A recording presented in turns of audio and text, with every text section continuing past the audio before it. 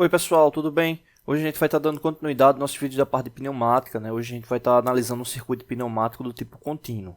Vamos lá para a análise. Bom, esse circuito, né, ele visa justamente quando se tiver o acionamento dessa válvula direcional, né, 3 vias, acionado por botoeira com trava, né, que o sistema ele fique em funcionamento contínuo, né, ou seja, o cilindro pneumático ele fique em avanço e retorno por causa justamente dos elementos de fim de curso que estão aqui indicados, né? Então a gente vai analisar aqui o circuito, né, em seu funcionamento, né, seja com a botoeira desativada, como está aqui na condição inicial, né, seja com a botoeira ativada, mudando justamente a passagem dela. Bom, então vamos analisar aqui o que é que está ocorrendo. Nesse momento do circuito, né, você observa que aqui a gente tem um elemento indicando, né, pressão, né, então a pressão está chegando nesse ponto aqui, né, dessa válvula acionada por botoeira, né, mas a pressão aqui ela não está passando, né, então a pressão está chegando nesse ponto aqui e não está seguindo, né, ela está vindo aqui para mais 3 ramificações, né, a primeira ramificação está vindo para essa outra válvula direcional, né, 5 vias, essa daqui ela está passando para o sentido da câmara dianteira do cilindro pneumático, né, justamente mantendo ele recuado, né, então o cilindro na condição inicial ele está justamente recuado. Na terceira ramificação, né, ela está fazendo justamente um contorno para chegar nessa válvula do tipo E, né? Então ela chegando aqui nesse ponto, como é uma válvula do tipo E, significa justamente que ela está bloqueando a passagem, ou seja, ela não está passando aqui por essa válvula, porque essa válvula para funcionar ela precisa ter pressão nos dois pontos, né? Justamente mantendo a passagem dela, né, a saída dela aberta, para seguir para esse outro ponto aqui. Só que nesse caso aí, na condição inicial, ela está bloqueada porque a pressão só está chegando em um lado. Como a lógica dela é justamente do tipo E, ou seja, precisa de pressão na entrada A e na entrada B, né? Mas ela só está tendo entrada aí na relação A. Bom, então nesse caso aqui ela está bloqueada. A última ramificação, a pressão está justamente chegando aqui, né, no outro fim de curso, né, que é acionado por rolete, né, e direciona, né, a válvula de comando principal, que é justamente a 5 vias. Né, ela direciona como? Quando o cilindro avançar, que fizer com que ela mude de posição, a pressão ela vai estar seguindo esse sentido aqui. Só que nesse caso ela não está acontecendo isso, né, ela está chegando aqui e está bloqueada. Né, então nessa condição inicial o cilindro ele está justamente recuado. Né, ele está recuado e a pressão está chegando ali na válvula com lógica do tipo E, que é justamente essa válvula aqui, e o sistema está bloqueado. Né. Quando ocorrer o acionamento da botoeira, a gente vai ver justamente que a condição ela vai alterar. Né. Então vamos verificar aqui o que acontece quando acionar a botoeira. Quando acionar a botoeira, né, essa válvula direcional ela vai mudar a condição lógica dela, que estava justamente para fechada, para aberto.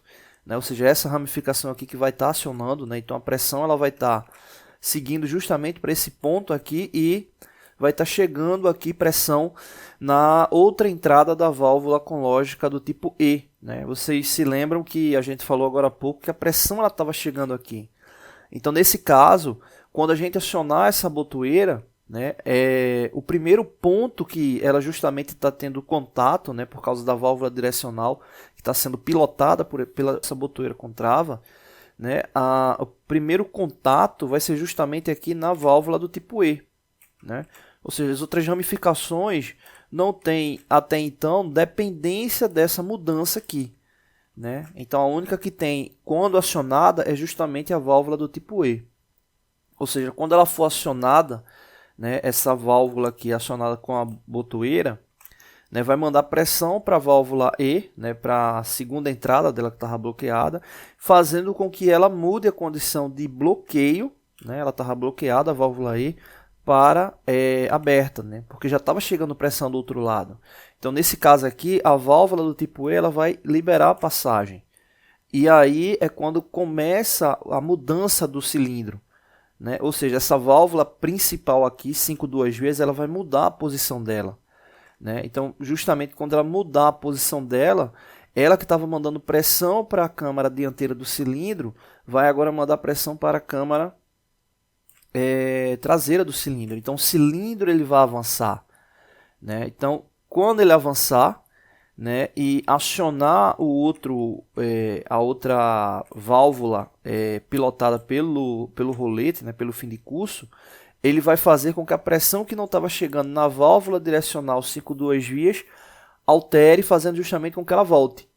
Ou seja, a mesma situação que fazia com que o cilindro avançasse, quando ele acionar essa outra válvula aqui, né, ela vai mudar a condição lógica da válvula principal, fazendo com que ela mude de posicionamento, né? Então ele vai ficar justamente com essa ação indo e voltando, né? Ou seja, uma vai estar liberando a passagem, mudando a lógica da válvula principal, para a pressão chegar na câmara dianteira do cilindro, e quando ele tocar no rolete, ela justamente vai agora fazer com que ela mande a pressão para a câmara traseira do cilindro. Então ele vai ficar justamente aí nesse ciclo contínuo, né, de avanço e retorno. A botoeira, né, sendo desativada, ela vai justamente bloquear a pressão na chegada da outra entrada da válvula lógica e aí ele vai voltar para a condição inicial, ou seja, vai ter pressão só em um sentido, né, bloqueando a chegada na válvula principal, fazendo com que o cilindro volte lá à condição inicial. Então esse aí é o fluxo justamente para esse circuito aí do tipo contínuo, tá bom? Não deixe de se inscrever no canal, toda semana tem vídeos novos, valeu! Oi pessoal, tudo bem? Hoje a gente vai estar dando continuidade aos nossos vídeos da parte de circuitos elétricos, né? Hoje a gente vai estar justamente fazendo uma simulação referente a um circuito elétrico, né? Utilizando interruptor tipo escada, né? Ou o interruptor three-way, né? Então no caso, utilizando dois interruptores para justamente ter um acionamento, né, contínuo de uma lâmpada, né? Então, nesse caso do interruptor three-way, né, ele possui justamente 3 contatos, né? Ele também é chamado, esse circuito, né, é também chamado com retorno paralelo, né, justamente por causa dessa condição lógica aqui dos fios que alimentam, né, a entrada, né, justamente do interruptor three-way. Né? Então, vamos analisar aqui o circuito, né, e depois a gente segue para a simulação. Né? Nesse caso aqui, a gente observar que a gente tem aqui a fase e o neutro. Né? Nesse caso, a gente tem o acionamento da fase chegando aqui no primeiro interruptor, né? Ele está chegando aqui na entrada, né? E aqui a gente tem justamente, né, o direcionamento do contato, né? Ou seja, o contato ele sempre vai estar pegando aqui em uma das saídas, né, do interruptor.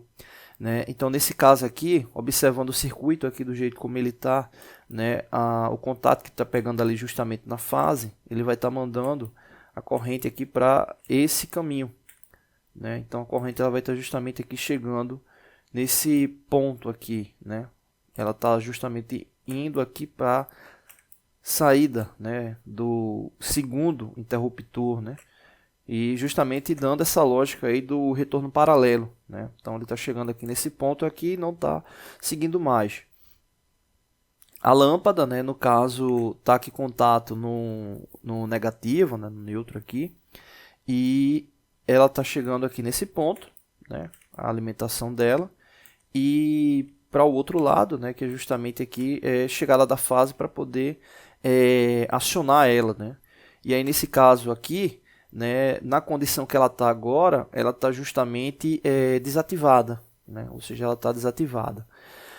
E aí justamente quando ela tiver a mudança de contato em um dos dois interruptores, ela vai estar justamente acendendo, né? Ou seja, sempre que ela estiver acesa, né, qualquer um dos dois interruptores, quando acionados, vão ligar a lâmpada, e da mesma forma, quando ela estiver ligada, qualquer um dos dois interruptores, quando acionados, né, vão fazer com que a lâmpada seja desativada. Né? Então, exemplo, vamos imaginar aqui que seja o interruptor 1 acionado. Né? Então, ele vai mudar a condição do contato dele, né? Ele vai ter justamente essa modificação aqui do contato. E na modificação do contato, o que é que vai ocorrer? Né?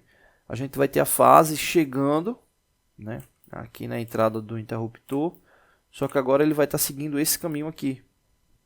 Né? Então, seguindo esse caminho aqui, você observa que vai estar justamente mandando a fase para a lâmpada, né? Fazendo com que ela fique ativada, né? Ou seja, que ela venha a acender. Né? Na condição inicial desse circuito, a lâmpada está desativada e agora aqui a fase está chegando, acionando a lâmpada. Né? Ou seja, se você acionar novamente esse interruptor 1, ele vai mudar para aquela condição que a gente tinha visto, ou seja, vai desativar novamente a lâmpada. Né? Mas aqui vamos analisar se a gente mudar a condição do interruptor 2. Né? Ou seja, se a gente mudar a condição do interruptor 2, o que é que vai acontecer? Esse contato aqui, ele vai vir para esse ponto aqui. Ou seja, aqui vai ter justamente um bloqueio na passagem da fase. Né? E esse novo contato, né, a gente vai estar vendo que ele vai estar fazendo justamente esse contorno aqui para um ponto que vai estar com contato aberto. Né? Já que a gente está simulando que esse interruptor 1 ele mudou a condição dele. Ou seja, se o interruptor 1 estiver ativado, né, a lâmpada estiver acesa, e a gente acionar o interruptor 2, automaticamente ele vai desligar a lâmpada. Né? E aí nesse caso aqui, se a gente tiver nessa condição inicial, né, na condição inicial do circuito, e acionar o interruptor 2, o que é que vai acontecer? A fase que estava justamente chegando nesse ponto aqui estava bloqueada, né, ela vai mudar o contato, né, e ele vai chegar aqui nesse ponto, mandando justamente corrente lá para a lâmpada incandescente, né, e acionando a lâmpada. Né. Então essa é a interpretação do circuito, né, e agora a gente vai ver a simulação dele, tá bom? Bom, aqui no caso da simulação, né, a gente está utilizando aqui tensão de 24 volts, né, para poder simular, né, no circuito aqui que a gente conseguiu montar. E aí no caso, a gente pode observar que justamente na condição inicial, né, simulando a mesma lógica do circuito anterior, né, a lâmpada está aqui desativada. Né, então a gente tem, né, os dois interruptores, né, a gente pode observar a fase chegando, né, aqui nessa linha aqui, rosa, né? Ou seja, ela está ainda chegando aqui nesse ponto, não está seguindo. Né? E aí justamente quando a gente ativar qualquer uma das botoeiras, né, a lâmpada ela vai mudar a condição dela para acesa. Né? Então nesse caso aqui você observa que a corrente está seguindo esse percurso, né, ativando ela. Né? Então na mesma botoeira que a gente acionou, né, a gente pode estar justamente acendendo e apagando a lâmpada. Né? Então ela acesa, se a gente mudar a condição da segunda botoeira, né, ela vai estar mudando a condição da fase, a mesma situação, né, acendendo ou desligando a lâmpada. Né? E essa lógica ela é muito chamada, né, lâmpada de escada, né, que é justamente para que você consiga acionar ou desativar a lâmpada, tanto se você estiver em cima quanto embaixo, né, para justamente não ter que ficar subindo e descendo para poder estar desativando ou acionando a lâmpada. Né? Então essa aqui é a lógica do circuito, tá bom? Não deixe de se inscrever no canal, toda semana tem vídeos novos, valeu! Oi pessoal, tudo bem? Hoje a gente vai estar dando continuidade no nosso vídeo da parte de metrologia, né? Hoje a gente vai estar vendo justamente a leitura, né, de um paquímetro com resolução com 1 milésimo de polegada, né? Que é justamente essa resolução que está aqui indicada. Né? Esse tipo de instrumento ele tem como base, né, justamente uma relação de resolução que leva em consideração a quantidade de divisões da escala móvel, que no caso aqui a gente pode perceber que são 25 divisões. Né? Ou seja, essas 25 divisões é como se elas estivessem contidas em cada divisão dessa. Né? Ou seja, cada espaço desse aqui que eu estou marcando, ele representa, né, como se essas 25 divisões estivessem contidas. Né? Então é daí de onde a gente consegue essa resolução de 1 milésimo, né, de polegada. Né? E aí vem justamente a observação. Né? Se a gente tem 25 divisões na escala móvel, quantas divisões a gente tem em uma polegada inteira? Né? Aqui dá para observar que a gente tem a relação aqui de 1 polegada até 2 polegadas. Né? Então dá para a gente verificar aqui a quantidade de divisões. Né? Ou seja, a cada relação de 100 milésimos, né, que é o que representa aqui, a gente tem justamente 4 divisões principais, né, que são justamente essas daqui. Então a gente tem 4 divisões até completar, né, um ciclo completo que é 1 polegada. Né? Então a gente tem 4 vezes 10. 4 vezes 10 vai dar justamente 40. Né? Então a gente tem 40 divisões na escala fixa e tem 25 divisões na escala móvel. Ou seja, a gente vai ter um valor, né, de 40 multiplicado por 25. Ou seja, 40 multiplicado por 25 dá exatamente 1000, que representa justamente a resolução desse instrumento, né? Que no caso, na verdade, é a amplitude, né, de divisão aí da polegada, né? E ele consegue medir com precisão, né, justamente 1 milésimo de polegada, né? Então é justamente essa referência aí para poder chegar a esse contexto, né? Referente à leitura, né, se a gente for aqui observar o quanto é que esse instrumento está tendo de indicação. A lógica permanece, você tem que observar o zero, né? Onde é que o zero está ali localizado. Então o zero, nesse caso aqui, ele já passou 1 polegada inteira, né? Ou seja, você já tem 1 polegada, né? Então deixa guardado essa informação aqui, porque a gente precisa somar depois com a coincidência, né, justamente da sequência aí de localização, né, entre o zero da escala móvel e o valor da escala fixa, né? Então nesse caso, o zero ele passou também 2 divisões após 1 polegada. Cada divisão dessa daqui, ela representa o quê? 25 milésimos, como a gente tinha falado, né? Ou seja, essas 25 divisões, elas estão contidas justamente em cada... As 25 divisões da escala móvel estão contidas em cada divisão da escala fixa, né? Então, nesse caso aqui, ele já passou 25 mais 25. Ou seja, ele passou 2 traços principais que representa, cada traço representa 25 milésimos, né? Então, nesse caso aí, a gente vai ter 2 multiplicado por 25, que vai dar justamente 50 milésimos de polegada, né? Então, já é outro valor para guardar aí para poder somar, né? Então, a gente já tem 1 polegada inteira mais 50 milésimos de polegada. O que é que está faltando? Verificar a coincidência na escala móvel. Aqui dá para observar, né, o elemento que está mais em negrito. E aqui a gente observa justamente que aqui está justamente após o 10, né? Ou seja, 10 milésimos mais uma divisão, 11 milésimos, né? Então é o último valor, né, aí para a gente poder somar com os valores indicados, né? Esses valores, repetindo, o traço maior aqui da escala principal, que está representando justamente 1 polegada inteira, né? Ele já está aqui guardado. A gente verifica na sequência o que o zero ultrapassou, né? E no caso ele ultrapassou justamente esses 2 traços aqui. Cada traço desse contém 25 divisões, então a gente chegou ao resultado de 50, justamente multiplicando 25 por 2.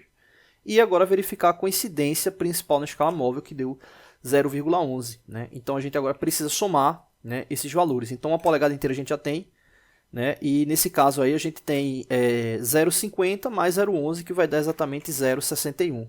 Ou seja, a gente tem 1 polegada e 61 milésimos de polegada.